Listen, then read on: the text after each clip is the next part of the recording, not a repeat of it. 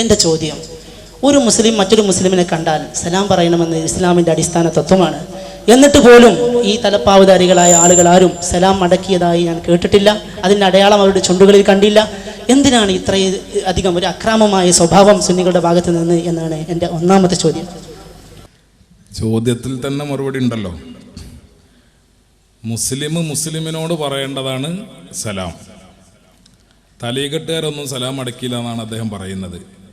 അതിനൊരൊറ്റ മാർഗ്ഗമേ ഉള്ളൂ, തലീ കെട്ടിയ ആൾക്കാർ മുസ്ലിങ്ങളാണ് എന്ന് സമ്മതിക്കുക. എന്നാ കഴിഞ്ഞു.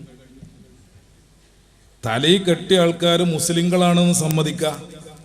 അത് സമ്മതിച്ചിട്ട് അവരോട് സലാം പറയാ. അപ്പോൾ അവർ സലാം അടക്കും.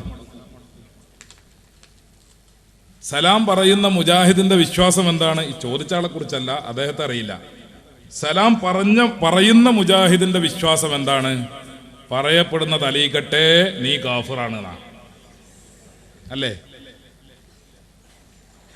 ഞാൻ സലാം പറയുന്ന തലീകെട്ട് കാഫിറാണ് എന്നാണ് മുജാഹിദിന്റെ വിശ്വാസം. ഒരു കാര്യം ചോദ്യകർത്താവിനും അറിയാം. അതെന്താ? കാഫിറിനോട് പറയേണ്ടതല്ല സലാം, അത് മുസ്ലിമും തമ്മിൽ പറയേണ്ടതാണ്. സുഹൃത്തുക്കളെ, ഞാൻ ഈ തമാശയ്ക്ക് വേണ്ടി പറഞ്ഞതല്ല. ഒരൊറ്റ കാര്യം മാത്രം പല മുഖാമുഖങ്ങളിലും നമ്മൾ പലപ്പോഴും വിശദീകരിച്ച കാര്യമാണ്. എങ്കിലും ചോദ്യം വന്ന സ്ഥിതിക്ക് ഒരു കാര്യം പറയാം. നമുക്കെന്താ പരസ്പരം മുസ്ലിങ്ങളാണെന്ന് സമ്മതിച്ചാൽ? അല്ല, അങ്ങനെ ഒരു കാലാണല്ലോ ഇപ്പോൾ. എല്ലാവരും ഇങ്ങനെ സൗഹൃദത്തിലും സ്നേഹത്തിലും ഒക്കെ കഴിയുന്ന ഒരു കാലല്ലേ? പ്രബോധന പ്രവർത്തനങ്ങൾക്കിടയിൽ അല്ലെങ്കിൽ ആദർശത്തിനിടയിൽ ഒരുപാട് വളരെ വലിയ അന്തരമുണ്ടാകുമ്പോൾ പോലും സമവായത്തിന്റെ വഴി എവിടെയെങ്കിലുമൊക്കെ കണ്ടെത്താൻ കഴിയുമെങ്കിൽ അത് കണ്ടെത്താൻ ശ്രമിക്കുന്ന ഒരു കാലമാണല്ലോ ഇത്. ഈ കാലത്ത് പോലും പരസ്പരം മുസ്ലിങ്ങളാണെന്ന് സമ്മതിക്കാൻ എന്താ മുജാഹിദിനൊരു മടി? മുജാഹിദ് എന്തുകൊണ്ടാണ് ജമാഅത്തെ ഇസ്ലാമി മുസ്ലിങ്ങളാണെന്ന് പറയാത്തത്? ഞാൻ ആ വിഷയം പറഞ്ഞു പോയാൽ നീണ്ടുപോകും. സാന്ദർഭികമായ ഒരു കാര്യം പറയാം. കേരളത്തിൽ ഞാൻ നേരത്തെ പറഞ്ഞല്ലോ, മുജാഹിദ് വന്നിട്ട് ആദ്യം പറഞ്ഞത്, അന്ന് സമസ്ത കേരള ജംഇയ്യത്തുൽ ഉലമ നിലവിൽ വന്നിട്ടില്ല. അതിന് മുമ്പ് പണ്ഡിതന്മാരുടെ പ്രവർത്തനവും കാര്യങ്ങളൊക്കെ ഉണ്ട്. ദർസും മദ്രസയും മറ്റു കാര്യങ്ങളൊക്കെ വളരെ ഭംഗിയായി നടക്കുന്നു. അതിനിടയിലാണ് മുജാഹിദ് വന്നിട്ട് പറഞ്ഞത് സുന്നികളൊക്കെ കാഫിറാണ്. അന്ന് ആലിമീങ്ങൾ ചോദിച്ചു, അതെന്താടോ അങ്ങനെ പറയാൻ കാരണം? ഇവിടെ ഒരുപാട് ആലിമീങ്ങളും സയ്യിദന്മാരും സ്വാലിഹീങ്ങളും ഉണ്ടല്ലോ, അവരൊക്കെ കാഫിറുകളാണെന്ന് പറഞ്ഞാൽ ബുദ്ധിമുട്ടല്ലേ എന്ന് പറഞ്ഞപ്പോൾ മുജാഹിദിന്റെ മൗലവിമാരുടെ മറുപടി എന്തായിരുന്നു? അത് ഖുർആൻ പറഞ്ഞിട്ടുണ്ടെന്നാണ്. ഖുർആനിൽ കുറഞ്ഞൊരു പരിപാടിയില്ല, അത് ഖുർആൻ പറഞ്ഞതാണ്. എന്താ ഖുർആനിൽ പറഞ്ഞത്? അന്നൽ മസാജിദ ലില്ലാഹി ഫലാ തദ്ഉ മഅല്ലാഹി അഹദ. മുജാഹിദിന്റെ പള്ളിന്റെ തിരുനെറ്റിയിൽ ഇപ്പോഴും ഉണ്ടാവുക ഈ ആയത്ത് ഖുർആനിലുള്ളതാണ്. പക്ഷേ മുജാഹിദുകൾ ഇത്രയും കൂടുതൽ ആഴത്തിൽ വ്യഭിചരിച്ച മറ്റൊരു ആയത്തുണ്ടോ എന്നത് പോലും സംശയമാണ്. പള്ളികളൊക്കെ അള്ളാഹുവിനുള്ളതാണ്. പള്ളിയിൽ വെച്ച് മറ്റാരെയും വിളിക്കാൻ പാടില്ല, അള്ളാന്റെ കൂടെ വേറെ ആരെയും വിളിക്കാൻ പാടില്ല എന്ന് ഖുർആൻ പറഞ്ഞിട്ടുണ്ട്. അള്ളാന്റെ കൂടെ വേറെ ആരെയും വിളിക്കാൻ പാടില്ല, ഉറപ്പല്ലേ? സുന്നികൾ മുഹിയുദ്ദീൻ ശേഖനെ വിളിക്കുന്നില്ലേ? ബദരീങ്ങളെ വിളിക്കുന്നില്ലേ? മുത്തുനബിയെ വിളിക്കുന്നില്ലേ? അമ്പർത്തതങ്ങളെ വിളിക്കുന്നില്ലേ? എല്ലാവരെയും വിളിക്കുന്നുണ്ടല്ലോ. അപ്പൊ അതുകൊണ്ട് വിളിക്കുന്നവർ കാഫിറാണ് എന്ന് പറഞ്ഞ് മുജാഹിദ് പ്രസംഗിച്ചു. അന്ന് മുതൽ സുന്നികളൊക്കെ നരകത്തിലായി, മുജാഹിദ് മാത്രമാണ് സ്വർഗത്തിൽ. കുറച്ചു കാലം കഴിഞ്ഞു ജമാഅത്തെ ഇസ്ലാമി വന്നു. ജമാഅത്തെ ഇസ്ലാമി വന്നിട്ട് പറഞ്ഞു, അള്ളാഹു അല്ലാത്തവരെ വിളിച്ചു തേടുന്നവർ കാഫിറുകളാണ്, മുഹിയുദ്ദീൻ ശേഖനെ വിളിക്കുന്നവർ കാഫിറുകൾ തന്നെ, സുന്നികൾ കാഫിറുകൾ തന്നെ എന്ന് ജമാഅത്തെ ഇസ്ലാമിക്കാർ പ്രസംഗിക്കാൻ തുടങ്ങിയപ്പോ അത് കേട്ട നമ്മുടെ മുജാഹിദുകൾക്ക് വല്ലാത്തൊരു സുഖം. കാരണം അവര് പറയുന്ന കാര്യം തന്നെയാണല്ലോ ജമാഅത്തെ ഇസ്ലാമിയും പറയുന്നത്. അപ്പൊ അത് കേട്ടപ്പോൾ മുജാഹിദിന് ഒരു വയറ്റുന്നുമായ സുഖം, നല്ലൊരു റാഹത്ത്. കാരണം ഞങ്ങൾ പറയുന്ന അതേ കാര്യമാണല്ലോ മുജാഹിദും പറയുന്നത്, അല്ല ജമാഅത്തെ ഇസ്ലാമിയും പറയുന്നത്. പക്ഷെ ആ റാഹത്ത് കുറച്ചു കാലം നീണ്ടു നിന്നില്ല. ജമാഅത്തെ ഇസ്ലാമി വിളിച്ചിട്ട് മുജാഹിദിനെ വിളിച്ചിട്ട് പറഞ്ഞു, നിങ്ങൾ അങ്ങനെ റാഹത്താകണ്ട, നിങ്ങളും നരകത്തിൽ തന്നെയാണ്, നിങ്ങളും കാഫിറാണ്. ആരോട്? മുജാഹിദിനോട്. അതെന്താ മുജാഹിദ് നരകത്തിലാകാൻ കാരണം, കാഫിറാകാൻ കാരണം? അതിന് ജമാഅത്തെ ഇസ്ലാമിക്ക് ഒരു പ്രത്യേക കാരണമുണ്ട്. ജമാഅത്തെ ഇസ്ലാമി പറയുന്നത് ഇന്ത്യൻ ഭരണഘടന താഗൂത്താണ്, ബിംബമാണ്. ഇന്ത്യൻ ഭരണഘടന ബിംബമാണ്, ഇന്ത്യൻ ജനാധിപത്യം ബിംബമാണ്, ഇന്ത്യൻ മതേതരത്വം ബിംബമാണ്, ഇന്ത്യൻ പാർലമെന്റ് ബിംബമാണ്, ഇന്ത്യൻ കോടതി സുപ്രീം കോടതി ബിംബമാണ്, ഇന്ത്യൻ ജുഡീഷ്യറി ബിംബമാണ്, എല്ലാം ബിംബമാണ്. അപ്പോൾ കോടതിയിൽ പോകുന്നവൻ ബിംബാരാധനയാണ് നടത്തുന്നത്, വോട്ട് ചെയ്യുന്നവൻ ബിംബാരാധനയാണ് നടത്തുന്നത്, പാർലമെന്റിലേക്ക് മത്സരിക്കുന്നവൻ ബിംബാരാധനയാണ് നടത്തുന്നത്. സ്കൂളിൽ പോകുന്നവൻ ബിംബാരാധന നടത്തുകയാണ്. സ്കൂളിലെ പഠിപ്പിക്കുന്നവൻ ബിംബാരാധന നടത്തുകയാണ്. ഗവൺമെന്റ് ഉദ്യോഗം സ്വീകരിക്കുന്നവൻ അവൻ ബിംബാരാധന നടത്തുകയാണ്. ആകെ ബിംബം, ആകെ അമ്പലം. ഇതൊക്കെ ചെയ്യുന്നവരാണ് കേരളത്തിലെ മുജാഹിദുകൾ. പാർലമെന്റിൽ മത്സരിക്കുന്നുണ്ട്, അവസരം കിട്ടിയാൽ വോട്ട് ചെയ്യുന്നുണ്ട്, ഉദ്യോഗം സ്വീകരിക്കുന്നുണ്ട്, ഇന്ത്യൻ കോടതിയെ സ്വീകരിക്കുന്നുണ്ട്. അതുകൊണ്ട് ഇതൊക്കെ ചെയ്യുന്ന മുജാഹിദുകളെ നിങ്ങൾ കാഫിറുകളാകുന്നു എന്ന് പറഞ്ഞു ആര്? ജമാഅത്തെ ഇസ്ലാമി. അങ്ങനെ 940 മുതൽ ജമാഅത്തെ ഇസ്ലാമി രംഗത്ത് വന്നപ്പോൾ മുജാഹിദും നരകത്തിലായി, സുന്നി നരകത്തിലായി.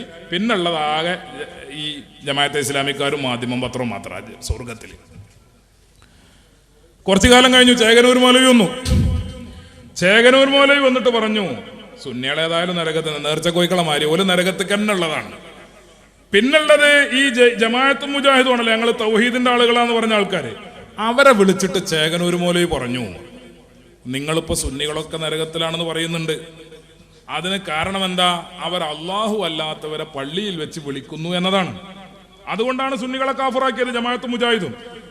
അതുകൊണ്ട് ചേകനൂർ മൗലവി അദ്ദേഹത്തിന്റെ പുസ്തകത്തിൽ പറഞ്ഞു, പള്ളിയിൽ വെച്ച് അള്ളാഹു അല്ലാത്തവരെ വിളിച്ച, മരിച്ചുപോയ ആളെ വിളിച്ച കാരണത്താൽ സുന്നികൾ കാഫിറാകുമെങ്കിൽ, അവർ നരകത്തിലെത്തുമെങ്കിൽ, മുജാഹിദുകളെ, ജമാഅത്തെ ഇസ്ലാമിക്കാരെ, ഞാൻ നിങ്ങളെ വെല്ലുവിളിക്കുന്നു, നിങ്ങൾ 2 കൂട്ടരും കാഫിറുകളാണ്, 2 കൂട്ടരും നരകത്തിലുമാണ്. ആര്? ചേകനൂർ പറയാം.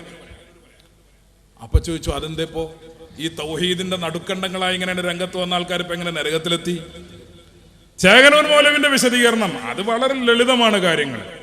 അള്ള പറഞ്ഞത് എന്താ? അന്നൽ മസാജിദ് ലില്ലാ ഫലാ തദ്ഉ മഅല്ലാഹി അഹദ. പള്ളി അള്ളാഹ്ക്കുള്ളതാണ്, പള്ളിയിൽ വെച്ച് അള്ളാഹിന്റെ കൂടെ വേറെ ആരും വിളിക്കാൻ പാടില്ല. ഈ മുജാഹിദുകളും ജമാഅത്തെ ഇസ്ലാമിക്കാരും പള്ളിയിൽ വെച്ച് ഓതുന്ന അത്തഹിയാത്ത് ഉണ്ടല്ലോ, ആ അത്തഹിയാത്തിൽ അബൂ ഹുറൈറ കമ്പനി കടത്തിക്കൂട്ടിയ ഒരു ജൂദായിസമുണ്ട്. ചേകനൂരിന്റെ ഭാഷയാണേ. അബൂ ഹുറൈറ കമ്പനി കടത്തിക്കൂട്ടിയ ഒരു ജൂദായിസം. അത്തഹിയാത്തുൽ മുബാറകാത്തു സ്വലവാത്തു ത്വയ്യിബാത്തു ലില്ലാഹ്. അസ്സലാമു അലൈക അയ്യുഹൻ നബിയ്യു വറഹ്മത്തുള്ളാഹി വബറകാതുഹു. അസ്സലാമു അലൈക അയ്യുഹൻ നബിയ്യു, ഓ മുഹമ്മദ് നബിയേ, ഓ മുഹമ്മദ് നബിയേ എന്ന് മുജാഹിദ് വിളിക്കുന്നു പള്ളിയിൽ വെച്ച്. അത്തഹിയാത്ത് ഓതുമ്പോൾ അത്തഹിയാത്തിൽ വെച്ച് ജമാഅത്തെ ഇസ്ലാമിയും വിളിക്കുന്നു അയ്യുഹൻ നബിയ്യു, ഓ മുഹമ്മദ് നബിയേ. ചേകനൂർ പറയുന്നു, ഏത് മുഹമ്മദ് നബിയെ നിങ്ങളീ വിളിക്കണേ? 1400 കൊല്ലം മുമ്പ് മരിച്ചുപോയ മുഹമ്മദ് നബിനെ മദീനത്തെ ഖബർക്കായി വിളിക്കണത്. അല്ല പറഞ്ഞ എന്താ? വഅന്നൽ മസാജിദ ലില്ലാ ഫലാ തദ്ഉ മഅല്ലാഹി അഹദ. പള്ളിയൊക്കെ അള്ളാഹ്ക്കുള്ളതാണ്, പള്ളിയിൽ വെച്ച് അള്ളാഹിന്റെ കൂടെ വേറെ ആരെയും വിളിക്കാൻ പാടില്ല. നിങ്ങൾ ഈ മരിച്ചുപോയ മുഹമ്മദ് നബിയെ പള്ളിയിൽ വെച്ച് വിളിക്കുന്നില്ലേ? അതുകൊണ്ട് സുന്നികളെ കാഫിറാക്കാൻ നിങ്ങൾ ഏതൊരായത്താണോ തെളിവാക്കിയതെങ്കിൽ അതേ ആയത്തിന്റെ പിൻബലത്തോടെ ഞാൻ പ്രഖ്യാപിക്കുന്നു, നിങ്ങൾ മുജാഹിദും ജമാഅത്തും കാഫിറുകളാണ്, 2 കൂട്ടരും നരകത്തിലാണ്. വാദപ്രതിവാദത്തിനുണ്ടെങ്കിൽ മുന്നോട്ട് വന്നോളൂ. ചേകനൂരിന്റെ വെല്ലുവിളി. കാഫറാക്കി ഇനിപ്പാറ സ്വർഗത്തിലുള്ളത്? സ്വർഗത്തിൽ ആകെയുള്ള ഒരു ചേകനൂർ മൗലവിയാണ്, മൂപ്പരണെ കാണാനുമില്ല. 920 മുജാഹിദ് വന്നു, സുന്നി നരകത്തിലായി. 940 ജമാഅത്തെ ഇസ്ലാമി വന്നു, മുജാഹിദ് നരകത്തിലായി. കുറച്ചു കാലം കഴിഞ്ഞ് ചേകനൂർ മൗലവി വന്നു, സുന്നിയും മുജാഹിദും ജമാഅത്തും അത് കിടക്കണ നരകത്തില്.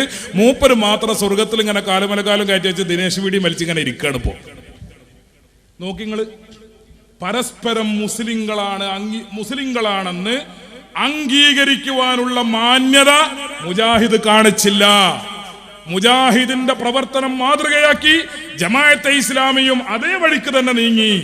ജമാഅത്തെ ഇസ്ലാമിയുടെ പ്രവർത്തനം മാതൃകയാക്കി ചേകനൂർ മൗലവിയും അതേ വഴിക്ക് തന്നെ നീങ്ങി. അവസാനം എന്തുണ്ടായി?